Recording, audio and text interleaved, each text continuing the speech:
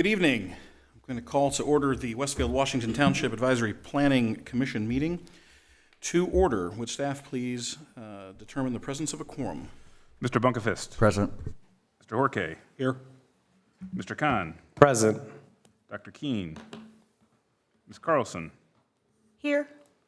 Mr. McCarty. Here. Mr. Mooney. Mr. Neal. Present. Mr. Woodard. We have quorum. Thank you very much. There are no items on the agenda to change, therefore there will be no announcement about that. Next item on the agenda is approval of the previous meeting minutes from January 1. Actually, I'm reading a note here. Will be approved. The note here says that we're going to approve these later. Is there a reason? Minutes? Yeah, I just think we didn't have them ready for this Okay. meeting. So No problem. Okay, very good. Next item on the agenda is the review of the rules of procedure. Kick that to staff. Yes, for items requiring a public hearing this evening, tonight's meeting has the following structure. The department will summarize the petition, and then the petitioner will be given up to 15 minutes to present the plan to the Plan Commission. The president will open the public hearing, and individuals will be given 3 minutes to speak. Those representing a group will be given 5 minutes to speak. Only one member of the group will be given 5 minutes to speak, and for efficiency purposes, we ask that those representing a group speak first. The public hearing will be closed when all interested members of the audience have had a chance to be heard and all emails received during the meeting have been provided to commission members. The petitioner will then be given up to 10 minutes to respond to comments without interruption, and the commission will follow with any comments, questions, or concerns regarding the petition. This may include additional discussion with the petitioner. For items that do not require a public hearing, the department will summarize the petition and highlight any changes or modifications since the item was last before the Plan Commission. The department will also describe what action, if any, is necessary to be taken. The petitioner will be given up to 15 minutes to present any changes, and the commission will then act upon the petition.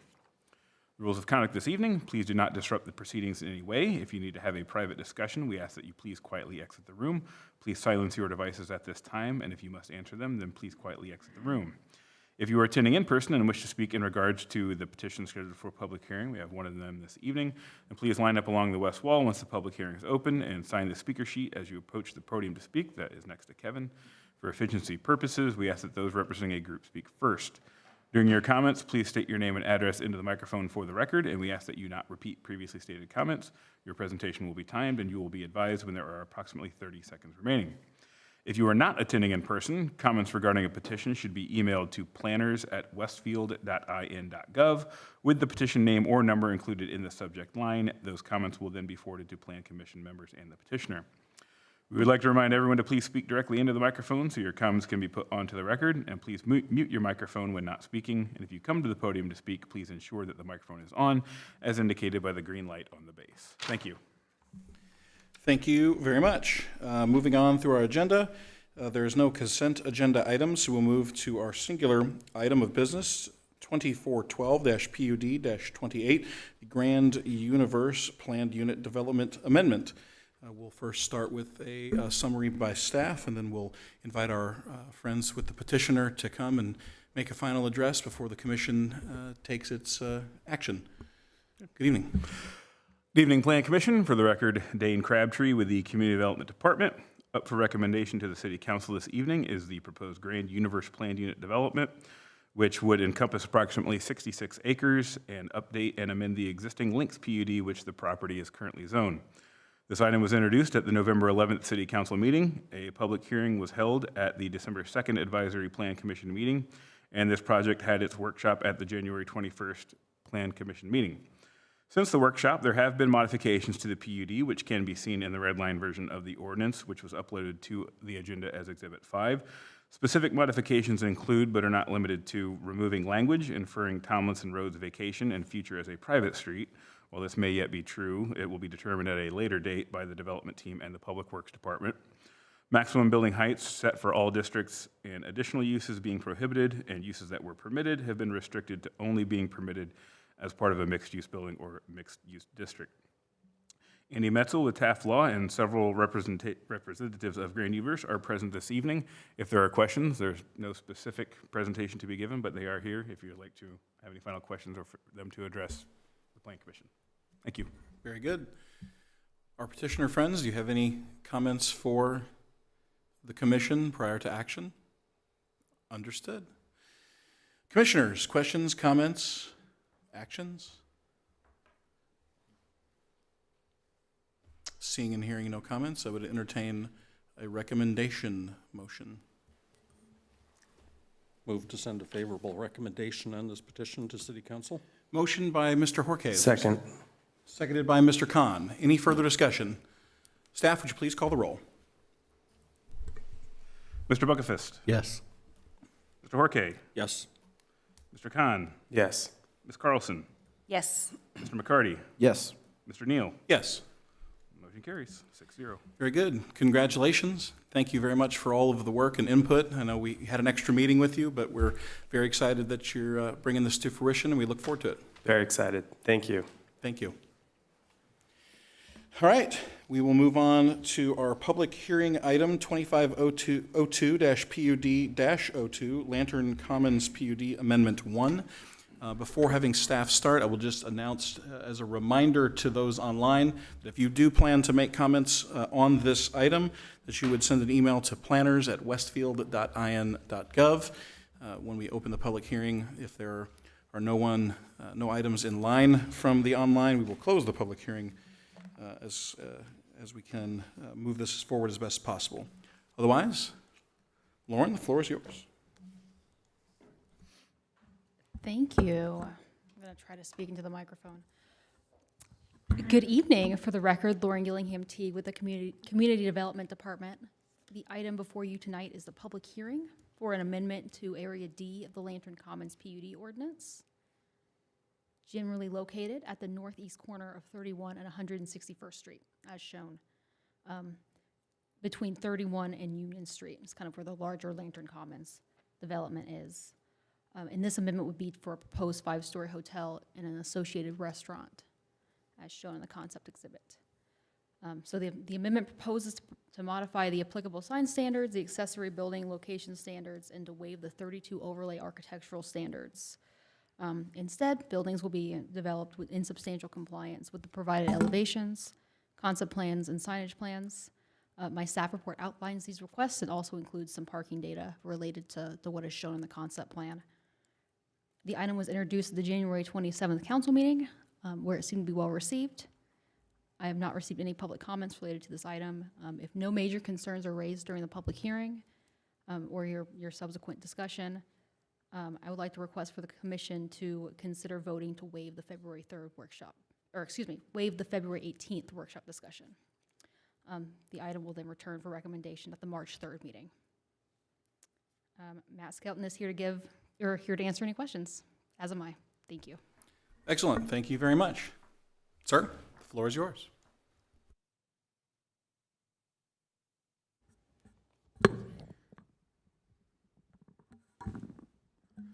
Good evening, Mr. President and members of the Plan Commission. For the record, my name is Matt Skelton with Church Hill and Antrim, with offices at 116 North Union Street here in town.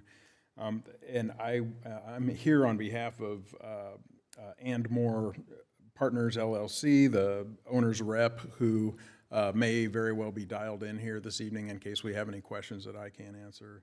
And we're both here on behalf of Cardium Hotel One LLC, the owner of the real estate, and Lotte Hotels and Resorts, which, for those of you who are less familiar with that brand, that they are the largest hotel group in South Korea. So the hotel brand is Lotte. It actually is pronounced Lotte. Lotte L7, which represents over a $50 million investment in the Westfield community. The proposed amendment to the Lantern Commons PUD has been submitted to permit a high-end full-service hotel and restaurant facility to be located on the Area D that Lauren highlighted, which is this area of, and I think the little inset here shows Lantern Commons in its entirety, and so we're right in the southwest corner of Lantern Commons. As some of you may recall, or at least Mr. Horke, the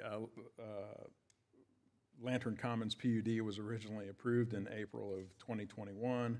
The site has been contemplated really as a hotel use ever since that time. The purpose of this PUD amendment is to essentially address some of the architectural issues. I'm using that broadly, architectural issues in the PUD. As with many of the non-residential PUD language from this era and maybe since, the Lantern Commons PUD defaults to the State Highway 32 overlay zone standards, which I think the school of thought at the time is that that's a pretty high bar. So worst case scenario, we end up with a really high quality development. And with a mixed-use development of the scale of Lantern Commons, it's virtually impossible to know exactly what architectural standards might be needed in order to accommodate something that couldn't be conjured up at the time, like this very large hotel facility.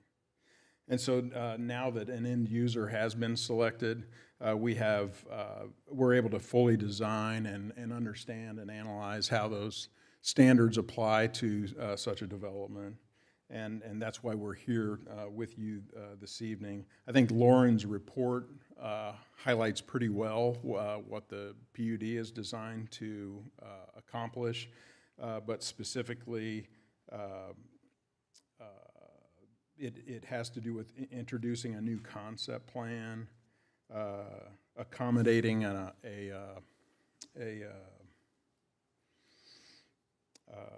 accessory building and a trash enclosure on the south side of the building, and on this particular building, like every side is a front, so we have to put it someplace, and it's where it needs to be with the inner workings of the hotel. And then lastly, the architectural standards and signage standards specifically.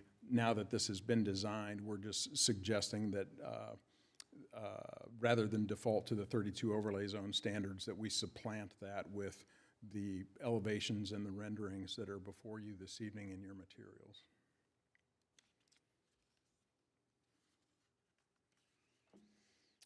With that, the site construction, if everything goes according to plan, could begin as early as this fall. We expect the hotel and restaurant facility to take somewhere between 12 and 18 months to be fully completed. And we're happy to respond to any questions that you may have, and we thank you for your consideration this evening. Thank you, sir. Any initial questions from commissioners before we move to the public hearing? Seeing none, we will open the public hearing. Again, for those in the room, if you wish to speak, please come here to the side here where staff is at, sign in, and then please, for the record, tell us your name and address, and you'll have 3 minutes. Those online, planners at westfield.in.gov. We'll give you a few seconds to do that. Otherwise, the public hearing is now open at 7:13 p.m. Anyone on the list to speak? Any comments or anything online from the email? Not yet. Not yet. Okay, we've given them the email 3 times, so I think we're going to go ahead and close the public hearing at the same time we opened it, 7:13. And since there are no items for the petitioner to respond to, we'll move this to the commission. Questions, comments? Mr. McCarty. Yeah, just 2 things real quick. First, really just piggybacking off of what Mr. Skelton said, that this PUD received an update in 2021, but actually was for the new APC members, initially approved in 2007, where it was initially envisioned to be something similar to Village Park Plaza, just kind of a sea of parking, large box stores, so on and so forth. So when they came back in 2021 for this update, it was much needed to fit today's type of design and building. Also something that just looks better for Westfield overall. So with hotel already being an appropriate use, approved use, it is an appropriate use for this location, and just want to appreciate the Lotte. That did good. Just wanted to appreciate, share my appreciation for Lotte to choose Westfield, just for them to recognize Westfield out of the many, many, many cities across the country. It just really speaks volumes to what all we have going on here. In terms of the architecture, I appreciate the brick as well as the black siding as well, as it's reminiscent of what's already on the south side of 161st with SEP. I think it'll complement very well. So my last kind of question was at the city council meeting last week, one of my fellow councilors brought up the concern around parking minimums. So in comparison to what Mrs. Gillingham Teague prepared in her staff report, which great information here for those who haven't read it, how would this compare to what the actual parking minimums would have been here? Yeah. Sure. So in a normal, like a retail type of, like an individual standalone retail, if you just computed the numbers that way, if you calculated them independently for a restaurant building and a hotel, we'd probably be approximately 100 spaces light.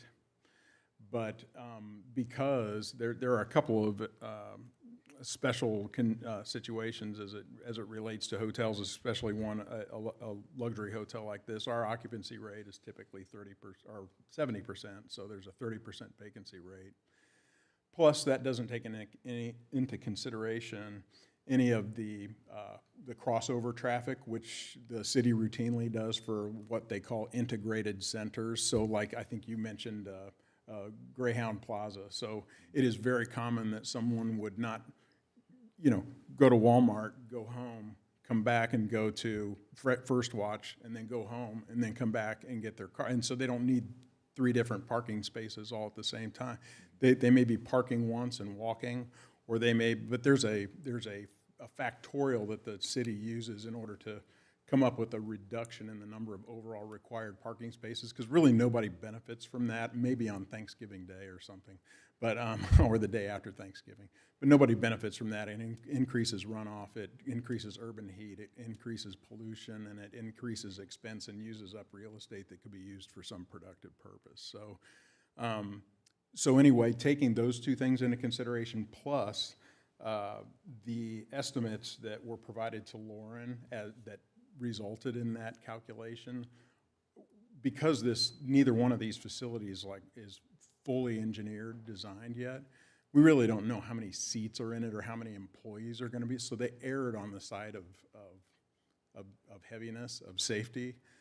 So even with those assumptions in place, the petitioner is confident, and I think the city was assured as well that we're parked adequately. Nobody probably cares more about that than the proposer here.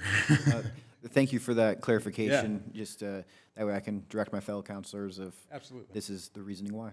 Yep. Further questions?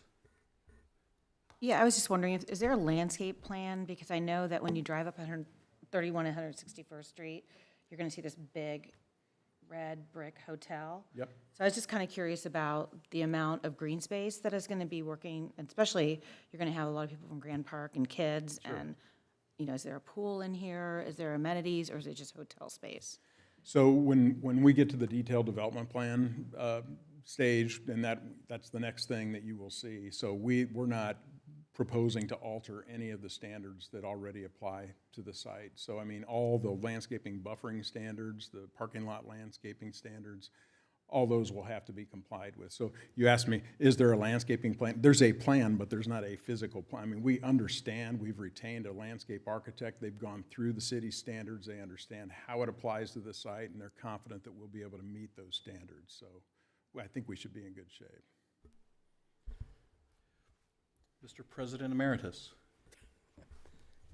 Guess that would be me. Going back to the parking for a moment, when I looked at the chart and tried to think through what that really amounted to and looking at the plan, I didn't take the time to literally try to count every one of those parking spaces. I'm assuming that the number that's represented as provided parking are what's actually there, although it almost doesn't look like there could be that many. But listening to the explanation, I'm not going to quibble over it. I am curious. It appears that there's maybe 2 locations where I could guess that there would be handicap spaces that are also included in this count, and they're proper for the ratios that we require for the handicap parking spaces? Yeah, Yes? We're not proposing to change any of the standards, so when the detailed development plan is prepared, I mean, we have to comply with that, or else Sure. we don't get docketed, yeah. And the last thing that struck me about the plan was it almost appears that they're a little short on the separations in the parking areas for occasional landscaping. Is that just a graphic interpretation that's not correct on my part? Have we looked at the amount of plantings that are actually in the parking lot? On the north and east, it certainly appears that there's plenty, but not so much around the southwest. Are you talking about like islands? Yeah. Yeah, I mean, so- obviously, it's not long rows, so islands in their literal sense aren't going to be there, but an occasional peninsula. So that's one of the things we had our landscape architect review, and they've identified that as one of the things that the concept plan would fall short of. So even knowing that, we're confident we're going to be able to park the property in accordance with what's been proposed. So this by no means are you approving the landscape plan for Sure. this development. So yes, your keen eye. I've done this once or twice. Now, to your benefit, and hopefully this is actually a correct interpretation on my part, the entry ramp to 31 North is substantially above grade at that site. That grade will remain low, I expect, so that a lot of that parking from the entry traffic on 31 and coming westbound on 161st probably won't even see it all that much. Would that be a correct interpretation as well? So I am out of my comfort zone responding to the elevation, but I drive this on almost a daily basis, and it's funny because you really don't pay attention on what's on your left until you're about halfway down that ramp. But yes, I think the level of the ground that exists today, I think there was a balancing that happened site-wide all at the same time. Right. And I think it's pretty close to where it will be. Hauling dirt around is highly inefficient and expensive, so Yeah. that's why I would think they probably wouldn't want to be changing too much, but to the benefit of the parking not needing maybe as much landscaping, I'm thinking it probably is relatively hidden, so Well, I just want to raise that as a thought consideration. I think if I'm not mistaken, I think your buffering standards and also your parking lot landscaping standards, your perimeter parking lot landscaping standards all still apply, and those are not insignificant standards. I mean, We're pretty good on landscaping, you're right. We like green, growy stuff. So, okay, thank you. Mr. McCarty? Yeah, sorry to come back to me, but Mr. Jorge sparked a thought. I pulled up Google Maps and just thinking, you might not have the answer to this question, but with the trees, shrubbery that's currently there, kind of shielding the property, first question, would that be cleared out for the hotel to have some sort of view as you are there on the 31 ramp and 161st? But then also here on the street view, there's actually a ADA ramp that leads into the property. So didn't know if there'd be kind of any connection there for the trail access, but. so your first suspicion was absolutely right. I have no idea. I don't know the answer to your questions. And so that's all stuff that's probably we're gonna learn more about that and have more details on that when we get to the next layer of design, which would be detailed development plan, which we hope to be back before you very soon with. Yeah, just some things to think about as No, I'm thank you. visually looking at it. Yeah, thank you.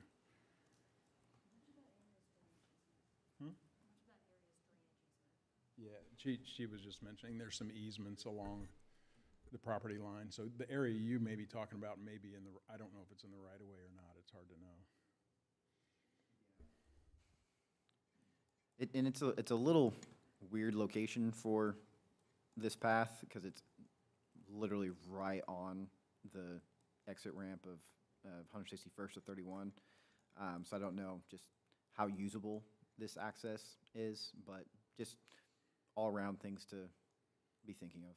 And you can see if could you pull up the, there's a perspective view in the elevations exhibit. If you go down to like probably the third or fourth from the last. Keep going. There, here, yeah, right here, it kind of showed, this is the pedestrian theme that would be connecting into that access road. And so there would be a place for people to end. I mean, if they were on the ramp, path, and then, I mean, there would be a destination if they chose. Well, and just as we're continuing to converse here, this trail path would then lead to the Monon. Yep, So correct. it's just connecting point there that, say someone does want to come off of the Monon, cross 161st and 31, and come down here to the restaurant/hotel, they would be able to do so. Same way if they're coming down from the Natalie Wheeler Trail from Union. But Or a visitor with a bike. yes. Echoing your point real quick, Victor, I think as you look at the other side of that in the SCP property, there was some preservation of that kind of like thin line of growth, right? Or at least so it appears. And, to your point, it very well could already be in an easement and protected therefore, but I think the anticipation would be to protect as much as you can protect and preserve what you can preserve, just kind of promoting symmetry across all sides of that exit. And I don't think there's a requirement for that on this site, but to the extent, to the extent that we can without it creating issues, we're happy to do that. And just to piggyback once more, the SCP side, it's more lush, it's more full, and it kind of just fits the aesthetic of what SCP has going on down there. Whereas on your guys' side, as much as you would like to preserve certain trees and so forth, I believe there will be opportunity to do so, but it also looks like there's room for some shedding of current trees. So it'll just be, as you've alluded to, a balance, and when you get to the DEP stage. So. Any further? Yeah, I Mrs. have Carlson? one more thing. So the standalone building is the restaurant, is that correct? It is. Is there an option for doing a rooftop bar or restaurant and using that rooftop space? So that is not the current design. So the current design, about a third of that building is covered outdoor seating area. It's at ground level. And there's room for one large restaurant user or two smaller ones. But yeah, there's plenty of outdoor seating. It's just not rooftop seating.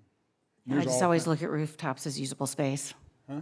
I always look at rooftops as potentially usable space. Yeah, and then you gotta do an elevate, there's all kinds of other considerations in a design. So the architect is listening to you right now, and if there's a way to do it that makes sense, then they may entertain that. Well- but that's certainly not the design. Sorry, I also want to just point out that, additions like that could double the cost of projects and make it not feasible in certain ways. So we want to, I also want to be respectful of what they've designed with the staff. I agree with her. I would love to be on a rooftop. Who wouldn't? But, I think we have to balance that out as well with what is feasible in the project and, see how that plays out with them.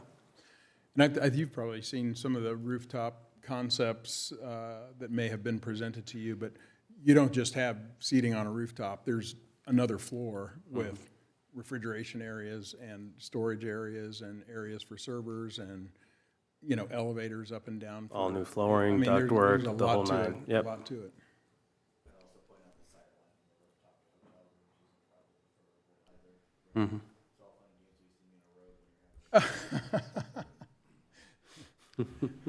Not for the Not for the record. That's why I didn't turn the mic on.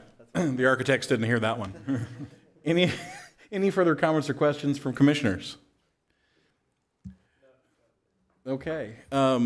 Lauren, is your recommendation still stand that if the commission is happy with what they've heard, that you would still recommend waiving the workshop at this stage? It does, it still stands. Are you guys happy with what you've heard? Well, I guess we'll find out when someone makes a motion. Therefore, would entertain a motion as to the will of the commission.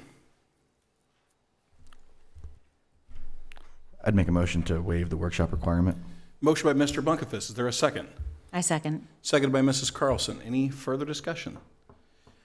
Staff, would you please call the roll? The motion is to waive the workshop. Mr. Khan. Yes. Ms. Carlson. Yes. Mr. McCarty. Yes. Mr. Neal. Yes. Mr. Bunkefist. Yes. Mr. Horkay. Yes. Workshop has been waived. Excellent. We will see you back at the next meeting, I would assume, of our first meeting of the month. We will see you then. Thank you very much. You too, thank you. Moving on, we've got items continued to a future meeting. There are 3 of them there. Has there, a question, I guess, probably for Kevin, since you were at the last meeting. Finley Creek, how's that progressing with our added 1-month deadline to their work, or Dane? I do not know. That's Weston Rogers' project. I haven't heard, heard anything specific to him, but I think it was passed on to me that it was made pretty clear, like, they get one more workshop, one more crack at it, and then it's time to go. Or maybe not. No, even I don't. workshop, I they don't just- believe we're yeah. workshopping it They again. get to They come. have this meeting One more meeting. next month to do. Yeah, I don't think we've heard an update. Now, they could certainly request another extension on that. I think Sure. what I heard from my fellow commissioners is that one more time. Just be ready for whatever that crack is. If you want another month, we'll certainly give it to you, but one more Right. time. Okay. Moving on to reports and comments, we'll start with items from our fellow plan commissioners to each other. Any comments? Seeing and hearing none, we'll move to our city council liaison, Councilor McCarty. Thank you, sir. Read off my recap here from our city council meeting on January 27th last week. Under miscellaneous items, we had special recognition for the Life Saving Citizen Award, which was awarded to residents David and Felix Fisher for their heroic act saving both a dog and its owner who fell through the ice in their neighborhood. So that was really awesome. And it's also gotten some national attention as well, seeing it's picked up in some national publications. So real positive act and story there for the community. And then we also received a comprehensive plan update. Caleb Ernest introduced Cynthia Bowen, who is actually also a Westfield resident, so that's awesome, with our contracted Rundle Erspinger Associates, REA, who's helping us through the comprehensive plan process. Just because that update will be eventually coming to this body. We're only in still the first phase out of possible 7 as we work through this throughout the entire year. So it'll be a long road, but we know the year can go by quickly. So once I have updates, I'll try to keep this body updated in regards to the comprehensive plan as well. Under old business, we approved 7-0 Ambrose on Main. We approved a creating fund 266. And under new business, we had resolution 25102, which petitioned the Indiana General Assembly in regards to allowing us to have a PSDA district. For those that don't know, it's a professional sports and convention development area. Currently, under state regulations, county is only able to have one PSDA, and Fishers beat us as well as our neighbors to the punch a couple years ago to establish that. We qualify for one, but we just need to get the law changed. So if we're able to do that, we would file for a PSDA district, as well as I know Noblesville is also looking into it. Then Resolution 25103, that made it so the city is now taking over lawn maintenance responsibilities at the library/township building. On Ordinance 2502, that was what we just saw this evening for Lotte. And Ordinance 2503, amending the Westfield, Washington Township UDO, that will also be coming before this body soon enough. It is requiring additional steps of approval for future projects in EDAs, economic development areas, or incentivized projects. Ordinance 2504, this is an additional appropriation and for the Parks Department for the thing I previously mentioned. Ordinance 2505 is another additional appropriation for Grant Park purposes. Ordinance 2506, additional appropriation for a delegation from Westfield to make a trip to South Korea. Again, in reference to Lotte, to continue establishing positive relationships there. Ordinance 2509 is additional appropriation regarding the mayor's grand gala. And that was all. So lengthy meeting last week, and I'll shut up so we can have a short one tonight. Very good. Thank you, Councilor McCarty. Board of Zoning Appeals, Mr. Bunkefist. Nothing yet, but I believe we are up to dance this coming Tuesday, next Tuesday, technically, excuse me. Yeah, there was one item that did not get noticed properly that is continued, and 4 additional items, so it will be longer than. A robust typical meeting. meeting, Wow. yeah. That's good for the BZA. Plat Committee. Robust is not the term you use for plat committee. Have not met yet this year, and the meeting that would have been occurring the 10th, a week from today, has already been canceled. All right, well, I'm pulling for you for a meeting. Community Development You don't have to pull too hard. Community Development Department. No updates at this time. I know we're still trying to nail down a time to have that joint meeting that we discussed a couple meetings ago.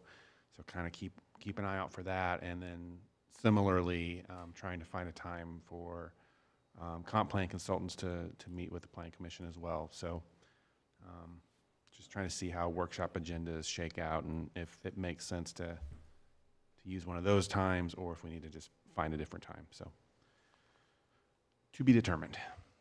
Excellent. With no other business before the commission, I would entertain a motion to adjourn. So moved. Moved by Mr. McCarty. Is there a second? Second. Seconded by Mr. Horke. All in favor, please signify by saying aye. Aye. Any opposed? Motion carries. We are adjourned at 7:36. Nice.